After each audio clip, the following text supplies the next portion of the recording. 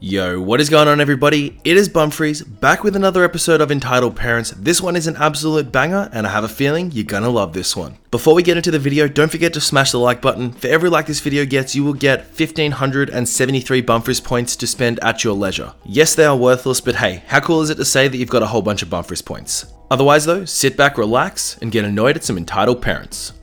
Recently we moved from Missouri to Ohio for my husband's job. We moved during the summer and have 3 children at 3 different schools, but all 3 schools use the intersection kitty corner from our house. My younger 2 go to primary school here, which is kindergarten through to 2nd grade. Since the kids are so young, many parents walk their kids down, but some have recently started driving 2 blocks from their house to the bus stop.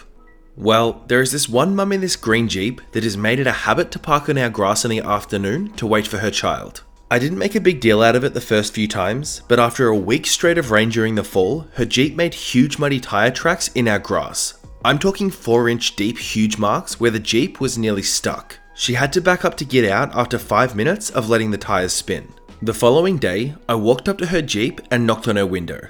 I kindly asked her not to park on our grass anymore, especially when the ground was so wet, and pointed to the large tyre marks. She gave me this really snotty look and rolled her window up. I don't like confrontation, so I was sort of relieved when the following day, which was a Friday, she parked somewhere else. Monday afternoon rolls around, and I looked out my window as she is pulling up and see her looking to my front porch, which is where I normally sit to wait for my kids. When she didn't see me sitting there, she peels into my grass into the same tire marks as before and digs them in another 2 to 3 inches with mud flying everywhere. I was beyond livid, but I knew that this wasn't going to go anywhere if I tried talking to her again. So I made a beautiful, professional looking sign and hung it up. The sign said, "Please do not park on our grass, and smile, you're on camera." So we don't have a camera that points that way, but we do have a Ring doorbell that doesn't even point that way either, but she didn't know that. She stopped parking there for 2 whole weeks until the rain and snow destroyed our sign. Today was the first day that she decided to try and park there again, and I'm so happy that she did. Right after she got her kid in the car and went to take off, a police cruiser pulls up and cited her for parking too close to a stop sign. And no, I didn't call them. It was all completely coincidental. You know, I'd love to say the entitled mum didn't get what she deserved, but I'll tell you, she absolutely did. You know, I would have thought a conversation or just 1 warning would have been enough, but apparently it took 2 warnings plus a cop finding her for her to actually get the message. No updates on the story of yet, but here's hoping the entitled mum finally gets it. So, I haven't been on speaking terms with my adoptive parents for about a decade. My mum was physically and mentally abusive my entire life, and my dad was distant and emotionally unavailable. I tried to repair the relationship with them as an adult, but it became clear very quickly that they were never going to be able to meet me in the middle, and cutting off contact was the only way for me to move on with my life. As the oldest, I got the brunt of the abuse. For context, we're all adopted, all from different families. While I'm glad my siblings didn't get the experience I did, I'm often frustrated with one of my sisters in particular, who flat out refuses to acknowledge that our mum did what she did, despite what I or our other siblings have to say about it. This sister is the favourite, and the blank slate our mum has been able to project all of her dreams onto, so this is not likely to ever change. And hey, she makes it work for her in the form of financial support, so good for her. A few years ago, I was at work and this sister texted me to tell me that our grandpa had died. It wasn't a surprise, but it was still devastating. I was extremely close to my grandparents and my grandpa in particular. He and my grandma are probably the sole reason that I'm a functional human being today. Spending time with them as a kid was the only refuge that I had from home. I asked my sister for some details. It was a Wednesday and the funeral was going to be Friday or Saturday. They were just getting the last details together. I asked her if she was sure and she said yes. The funeral was going to be one of those days and she was absolutely sure. She'd been taking care of the planning with our mum. I asked her not to tell our mum that I was going to be coming.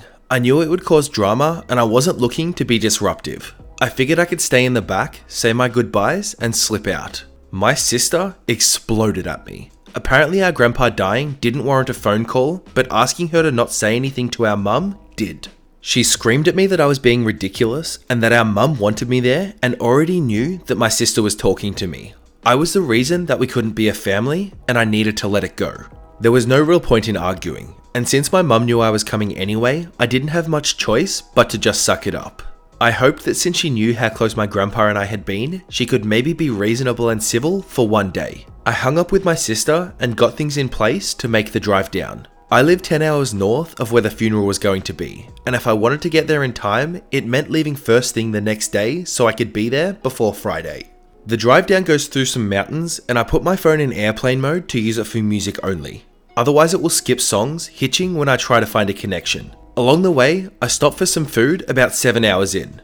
At this point, I took my phone out of airplane mode and checked my messages. There was a text message from my sister telling me that our mum had changed her mind. The funeral was going to be next Wednesday afternoon. It had been a fight just to get the days off that I'd managed, and my boss wasn't going to give me any more time. I was stuck and I had no choice but to turn around and go home.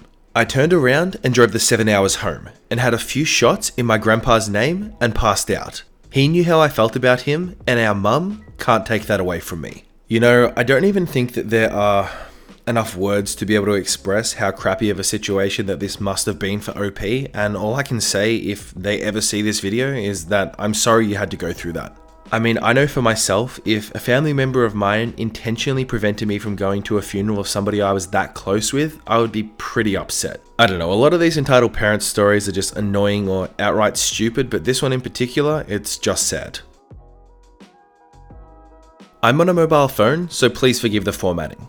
I live in a group of townhouses. I own while most of the others rent. There has been an ongoing problem of children being extremely loud, committing vandalism, and playing ball games on common property. This is all breaking the housing laws that we have for our complex. I live with chronic migraines, and another person in the complex also has health issues. Despite all of the entitled parents involved knowing this, they allow their kids to start screaming at 6 AM. It has gotten to the point where multiple homes have complained, and the housing laws are going to be enforced. Before this though, I feel like I should rattle off all of the issues that have led to this point. Instances such as children playing at the top of their lungs in front of my window and in my front garden starting at 6:30 AM and ending at 8 PM, children breaking up the rocks in my front garden into shards and leaving them where they can harm people and animals, the same rocks and shards being thrown into my backyard. This is especially dangerous because my dog's health dictates that my lawn is mowed regularly, and the rocks can turn into projectiles when they meet the mower blades. Things go missing from my backyard and then turn up a day or two later at my back door. One 10-year-old urinated in my front garden, damage to the front of my property and surrounding trees, the children turning up and down the water pressure in my house because the tap is located in my front garden, despite taping it up to stop that. I would like to say that if the children had been respectful, no one would have complained, but they did, and a letter went around dictating what laws were being broken and what ones are going to be enforced in the future.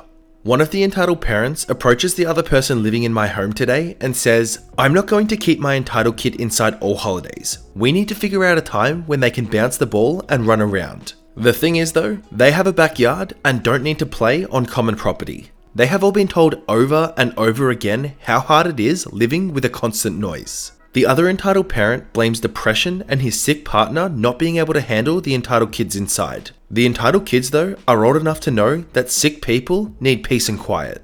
This whole situation is crazy. It's not my job to deal with someone else's kids, and I feel like they are being pushed on me. I want silence in my own home for more than the time that the kids are at school. The temptation to fill my migraine diary with rude kids as a trigger is unbearable.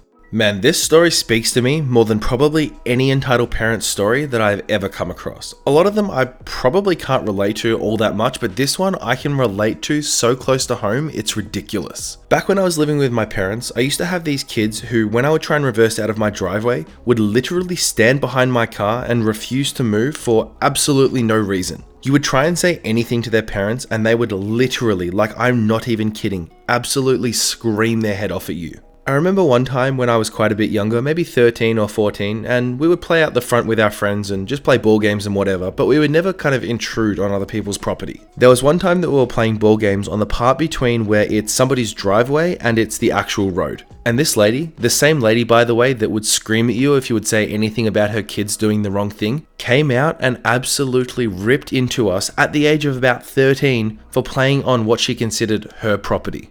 Like, we all just stood there, confused as hell, a bunch of actual kids being screamed at by this full-blooded adult for literally no reason. I don't know, man. I think that one might be a story for another time, but I'll tell ya, thinking about it now, I have some pretty damn good entitled parent stories from when I was a kid. So for some backstory, I was raised by my stepdad who was abusive to me as a child. I have two stepsisters who did not live with us, and I believe my stepdad chose to withhold love and affection from my brother and I because of his guilt over not raising his own daughters. Because of this guilt, his entire family treated my brother and I like dirt. Not having any other family, we sort of became used to it. Specifically my stepdad's mother, who we'll call G, was especially cruel towards us. But being children, we would still draw her pictures and make her Mother's Day cards, etc. When she died a few years back, I was the only kid who helped take care of her. My stepsisters never visited her or came to see her on her deathbed. My mother and I changed her diapers, brushed her hair, and applied chapsticks to her lips as she died. She was very wealthy and left everything to my stepsisters. My brother and I were not in the will, which was to be expected. I have no entitlement towards her money. I'm just trying to make a point that we were not close and she was almost never kind towards me. Her death was very hard on my stepdad. He had changed a lot after I grew up and moved out and has spent a lot of time and effort towards rebuilding our relationship. My husband and I recently had a daughter. I had an extremely difficult pregnancy and it's a miracle that we both came out of it alive. My pregnancy was very high risk and absolutely brutal. My labor was no joke either. My daughter happened to be born on my grandmother's birthday. Unfortunately, my stepdad either doesn't remember that his mother treated me like dirt, or he is trying to create a new narrative, but he will not stop bringing up how my grandmother played a huge part in bringing her here.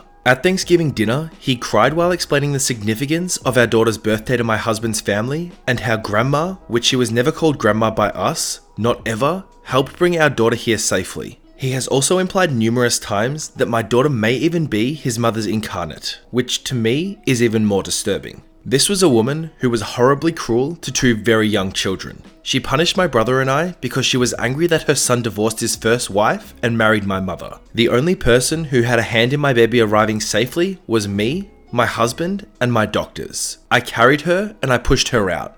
The ghost of my stepdad's mother had zero to do with it. If my daughter stares off into space, my stepdad will imply that she is seeing Grandma G. Not only do I not believe in that nonsense, why in the hell would my daughter have anything to do with her? It's honestly crazy and is starting to really piss me off. I have ignored these comments so far because I don't want to hurt my stepdad's feelings. What is the best way to approach this? I'm not sure if I'm just overreacting here, but this whole thing is just super weird and off-putting. The ghost of my stepdad's mother had nothing to do with my daughter's birth besides the coincidence of sharing a birthday. This one could just be me, but it sounds like this guy's probably still grieving the death of his mother.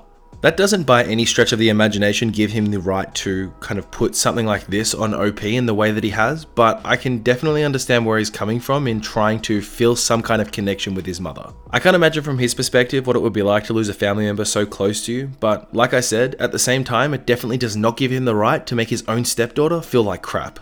This 100% fits the entitled parent mold, but I do feel a little bit sorry for the guy nonetheless. Alright everyone, that is that for today's episode of Entitled Parents. I just want to start off by saying thank you so much for watching and I hope you enjoyed the video. Like I said at the start of the video, if you did enjoy, don't forget to smash the like button. You know how much I appreciate it and it means so much to me just to see that you guys are enjoying my stuff. I'll be honest with you guys, making today's video actually felt pretty good. I was feeling pretty refreshed and I actually had a pretty good time making this one for a change. Not to say that I wasn't before, but I feel like I was a little bit rejuvenated. The last kind of 5 weeks, as you guys know, I did start a new job.